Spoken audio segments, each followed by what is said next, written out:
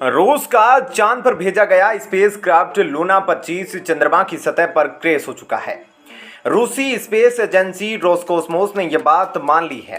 रूसी space agency ने कहा कि उनसे गलत पैरामीटर्स सेट हुए। अपने डेटा एनालिसिस में गलती हुई, जिसकी वजह से यान गलत ऑर्बिट में गया और क्रैश हो गया। रूस अब एकदम से चांद पर जाने का मिशन नहीं बना सकता। उसका सपना चकनाचूर हो चुका है। रूसी स्पेस एजेंसी ने कहा कि कल लूना 25 से संपर्क साधने में दिक्कत आई थी। इसके बाद उससे संपर्क साधने के कई प्रयास किए गए, लेकिन कोई नतीजा नहीं निकला। रोसकोसमोस ने कहा कि शुरुआती जांच के अनुसार लूना 25 असली पैरामीटर से अलग चला गया था। तय ऑर्बिट के बजाय दूसरी ऑर्बिट में चला गया, जहां पर उसे जाना नहीं चाहिए था। इसकी वजह से वह सीधे चांद के दक्षिणी ध्रुव के पास जाकर क्रैश हो गया। रूस ने करीब 47 साल बाद चांद पर कोई मिशन भेजा था, लेकिन उसका 5 दशक पुराना सपना अब नहीं रहा। लूना 25 को लेकर दावा किया जा रहा था कि वह चंद्रयान 3 से पहले चांद पर लैंड करेगा, लेकिन यह क्रैश लैंडिंग होगी, इसका अंदाजा रूसी स्पेस एजेंसी को भी नहीं था। लूना 25 को 11 अगस्त की सुबह 4:40 पर अमूर ओब्लास्ट के वोस्तोनी कोस्टोड्रोम से लॉन्च किया गया।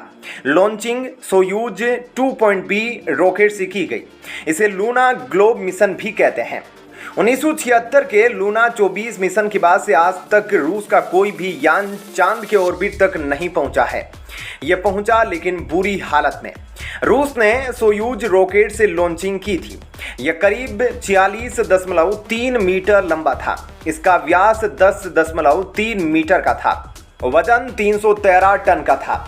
इसने लूना 25 लैंडर को धरती के बाहर एक गोलाकार ऑर्बिट में छोड़ा, जिसके बाद यह स्पेस क्राफ्ट चांद के हाईवे पर निकल गया। उस हाईवे पर उसने 5 दिन यात्रा की। इसके बाद चांद के ऑर्बिट में पहुंचा, लेकिन तय लैंडिंग से एक दिन पहले ही क्रैश कर गया। रूस का प्लान था कि 21 या 22 अगस्त को लूना 25 चांद की सतह पर उतरेगा। इसका लैंडर चांद की सतह पर 18 किलोमीटर ऊपर पहुंचने के बाद लैंडिंग शुरू करेगा।